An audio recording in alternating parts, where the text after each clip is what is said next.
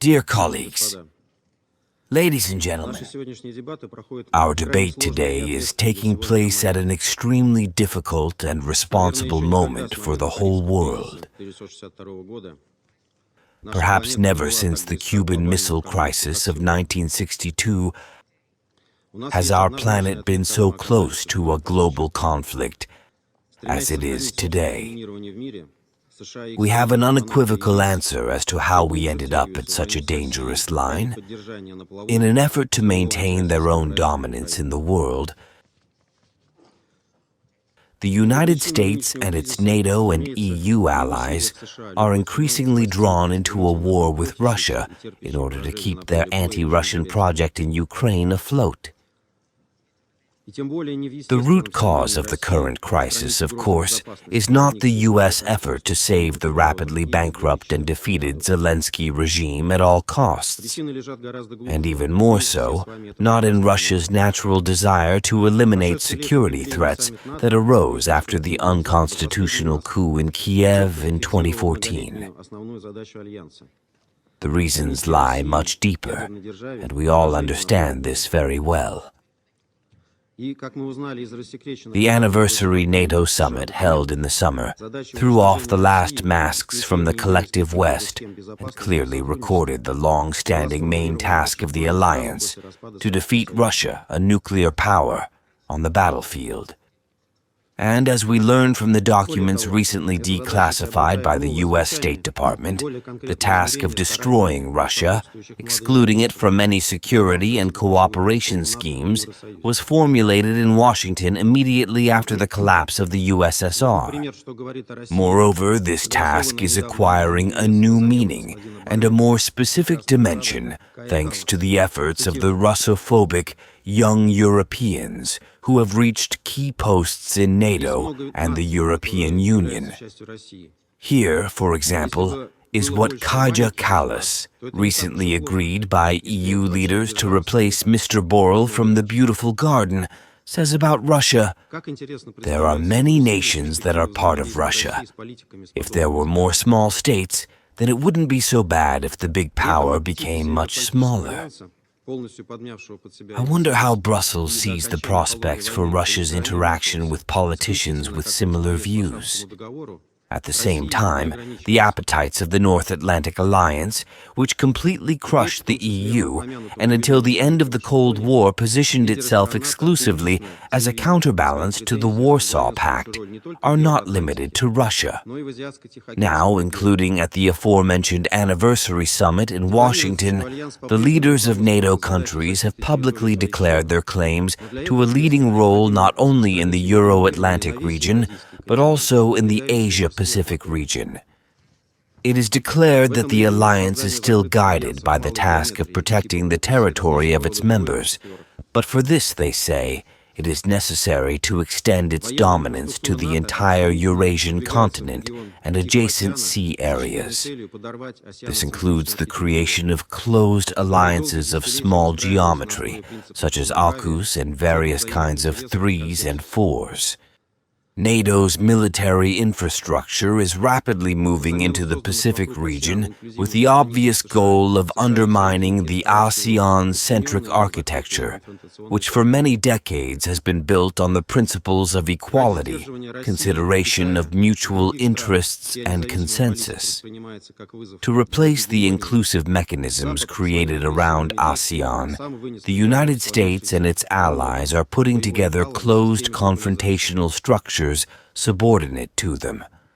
In order to contain Russia, China, and other countries whose independent policy is perceived as a challenge to its hegemony, the West itself has passed a verdict on the globalization system that has developed largely according to its own patterns.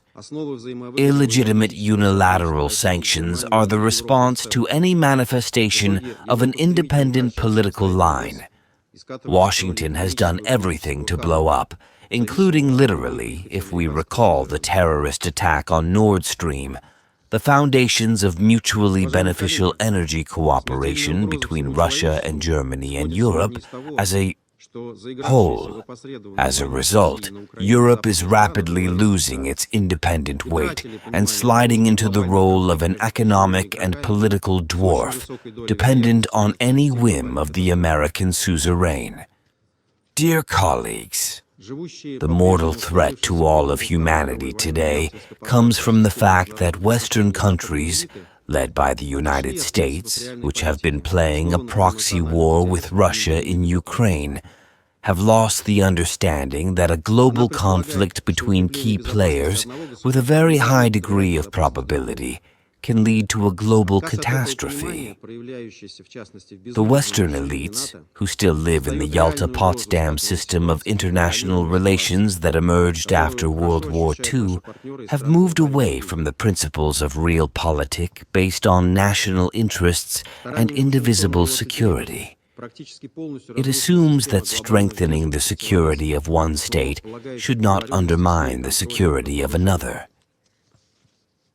The rejection of this understanding, manifested in particular in the unrestrained expansion of NATO, creates a real threat of sliding the situation into an uncontrolled escalation, which is well felt by our partners from the countries of the global South.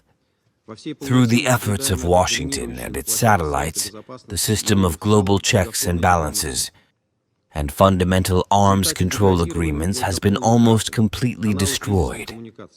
The United States is unfoundedly trying to blame Russia for this, but we have, as they say, all the moves are recorded. Against this background, there is a decline in professional diplomacy and a culture of dialogue, which has been completely replaced by threats and militaristic statements. We are witnessing this in its entirety in the megaphone diplomacy that dominates the Security Council and the UN as a whole. As a result, the channels of crisis communication have degraded to the point of complete loss. Accordingly, without such an insurance, which allowed humanity to survive the Cold War, the world was defenseless, and any provocation and rash step could lead to a global conflict.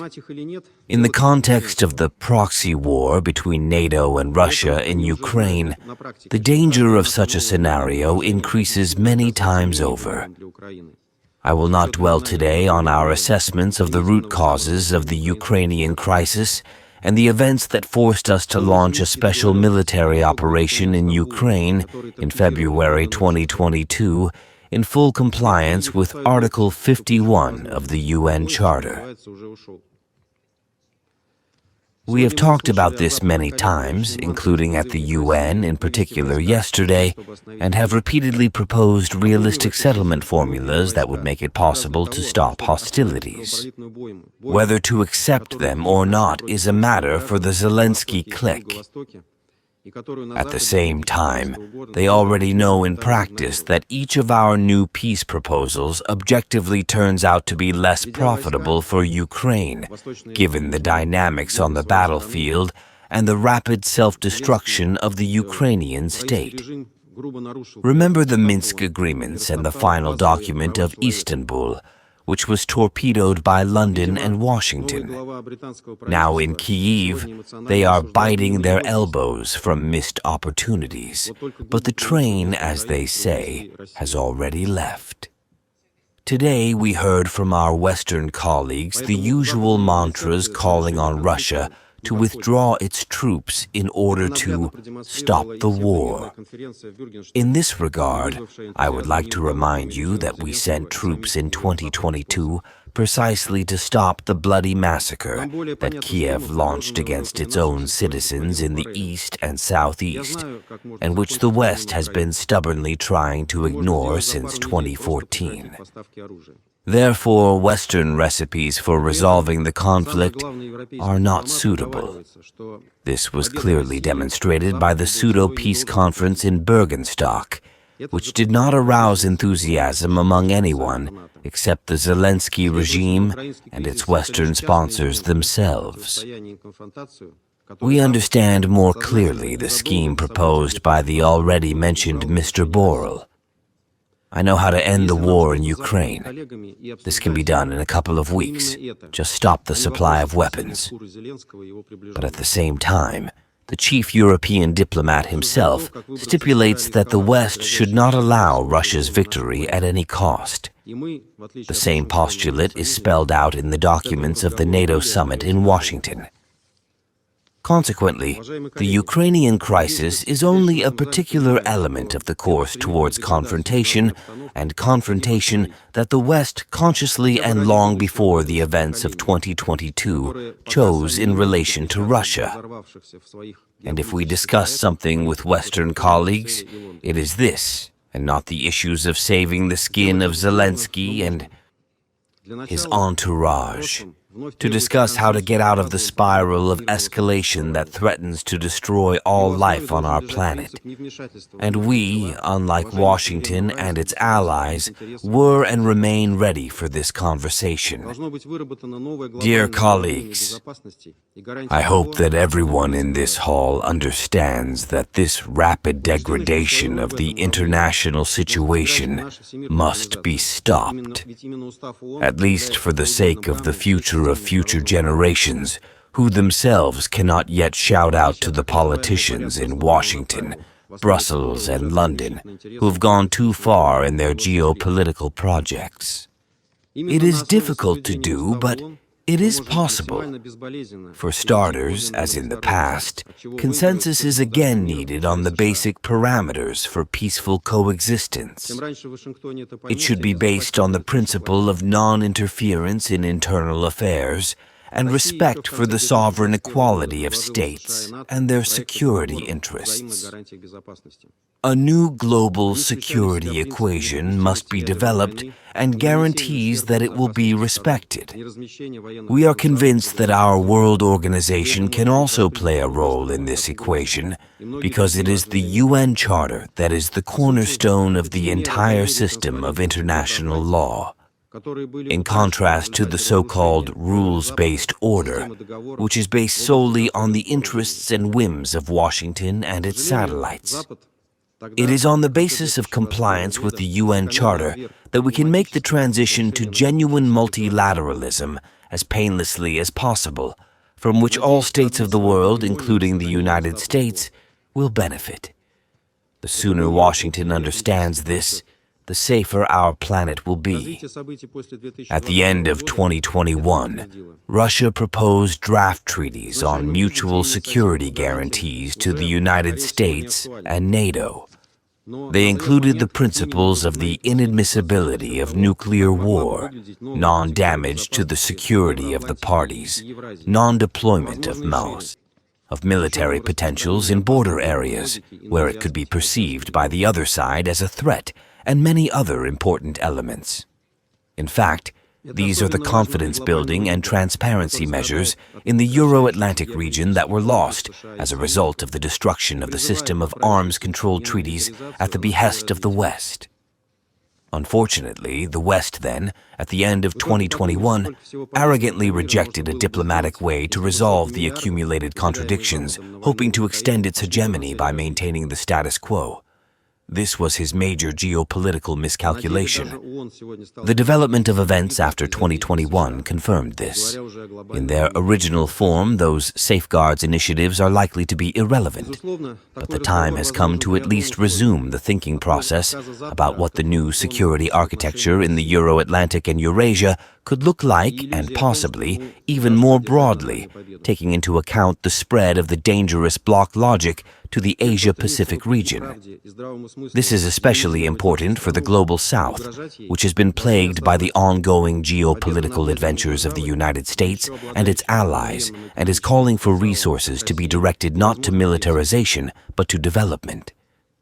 Just think how much good for the world could be done if the hundreds of billions allocated by the West for the war in Ukraine were spent on development. In fact, even the UN today faces a liquidity crisis due to the actions of the United States, not to mention global humanitarian initiatives.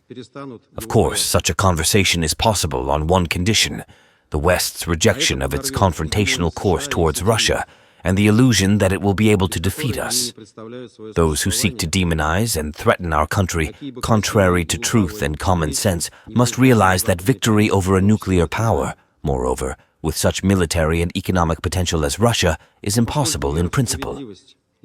I will say frankly, the West is now most afraid not that Russia will win, but that the truth will win with us. And this will lead to the fact that the countries of the world will stop being afraid of him. And this will undermine the hegemony of the United States and its satellites, without which they cannot imagine their existence, no matter what beautiful and cunning things Western politicians, including in this hall, say. And since the belief in justice and equality in the developing world is associated with Russia, we are not only not ashamed to enter this hall and this building as we, the head of the government of a country responsible for the most terrible crimes of colonialism and for most of the crises on the UN agenda tactlessly suggested today. We enter the UN proudly and with our heads held high. Madam President, in conclusion, I would like to emphasize that the truth will definitely win. We will help her with this. The processes that have begun in the world are already irreversible. Therefore, we call on our Western colleagues not to try to contain them, but to integrate into them, thus opening a new chapter of equal international cooperation based on the principles outlined in our speech. There is simply no positive alternative to this scenario for all of us today. I would like to believe that Western states still have common sense and an instinct for self-preservation, which will help them realize this as soon as possible. Thank you for your attention. Response.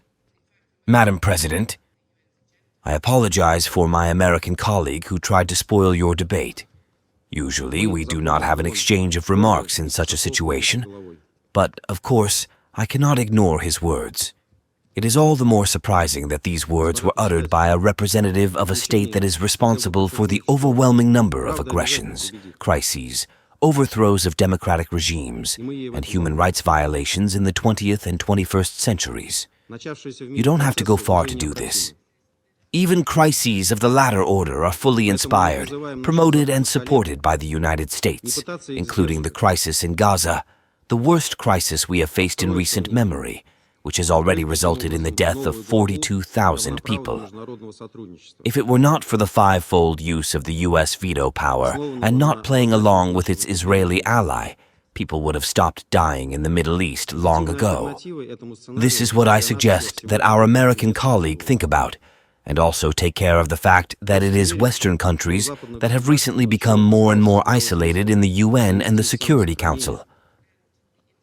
I suggest that we end our exchange of remarks here out of respect for our Slovenian colleagues. Thank you for your attention.